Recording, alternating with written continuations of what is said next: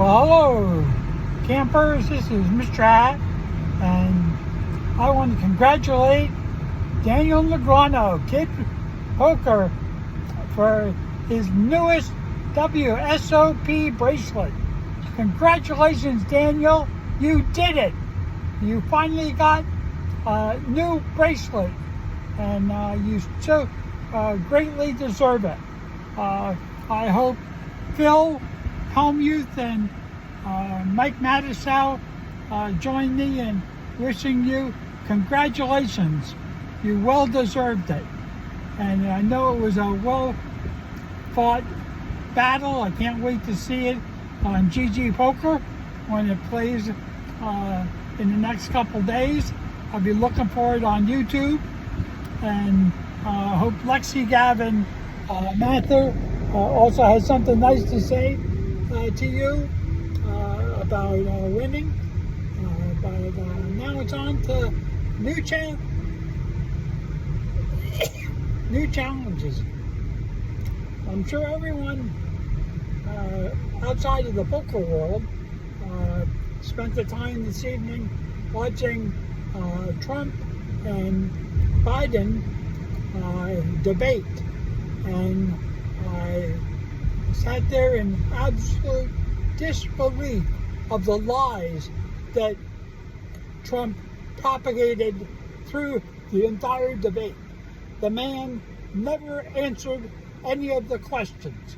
He took the opportunity to try to spin his nest of lies and falsehoods about the current state of affairs in the world and in our economy and in Joe Biden's administration and in his administration and in his actions. He is a convicted felon. Joe is not a convicted felon. He is a horrible ex-president. You may not like Joe because Joe is a considerate man, and he has one thing in mind for this country, and that is the liberty and freedom that we hold so dear to ourselves, that we fought for through our entire history. He proved that in his recent travels for the D-Day anniversary. He does that by attending the summits, and he does it by supporting our NATO allies in the fight against Putin and Putin's regime. What's happening in Ukraine is horrible, and it is very lucky that Joe didn't start World War III when Putin acted against Ukraine. He used restraint, but Putin hasn't. Please, as Americans, tell Putin to lay down his arms and go back home. Leave the Ukrainians alone. In Israel, lay down your weapons. Stop bombing Gaza. It is inhumane what is going on in the world in wars. We need to have a world of peace and unity. John Lennon said it best, imagine. And if you look at my hat, I wear a pin. It's a John Lennon pin for imagine, because that's the world that I imagine that we should live in. A world of peace. The world that the Beatles sang about and brought to us in the 60s, and the hippies brought to us in the 60s. And Joe Biden knows what it's like to be the hippies in the 60s. So Joe, think about that. Bring that back. We've made a whole big deal about marijuana in this country, and we put a lot of people in jail for it. Joe, create a national amnesty for any person that has been incarcerated for marijuana. Just make a law that says that anyone that has been incarcerated should be immediately released. If you're a drug trafficker of heroin, if you're a drug trafficker of fentanyl, then stay in jail. We don't need those bad drugs in our lives. You know, if you take some time and look at Dragnet, when the old Dragnet TV series addressed the problem with LSD, when LSD came on the market, it's a good education, because LSD wasn't illegal. It took us a while for them to legislate against LSD, and people were dying.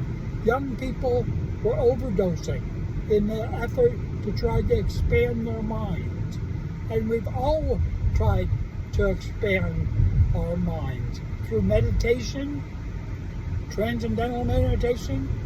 I practiced in the 70s, and I practice meditation now. And we all had our mantras, and I have my personal mantra, so I know what it is to try to find out about the universe. Spend some time on YouTube with your children and look at what the James Webb Telescope is discovering in the universe. We spent the money to put the James Webb satellite telescope up into space, and it has opened up our eyes. The fact that the physics that Einstein and Stephen Hawking perpetuated to us may not have been the correct answers. The Big Bang Theory is a great TV show, but the Big Bang may not hold water. There may be other universes out there, and quantum physics may explain a whole different parallel universes. So let's keep our eyes open to the possibilities of other physics. And Brian Cox is a leading person for you to check out on YouTube for his take and his explanation of physics and what's going on in the universe. Well, that's kind of pretty heavy stuff, but I'm going to take some more time later when I have the opportunity to point out the lies that Trump propagated during the debate, and the fact that he never, when given a question by the moderators, never answered any of the questions. All he did was dodge the questions and spin his lies. And Joe was put in such a precarious situation as a debater that how do you formulate a response back to a question when the guy never answered the question? So no wonder Joe looked baffled at times. As a debater myself, I was on the debate team in high school. I know the rules of debate, and when you have a question that's posed to you, and your debater doesn't answer the question, you're really left in a precarious situation. You can answer the question yourself, or you can blast away at it. So please take the time and really look at what was said and give Joe a chance. I hope you vote for the person of your choice, and my choice is to support Joe. This is Mr. Hat out.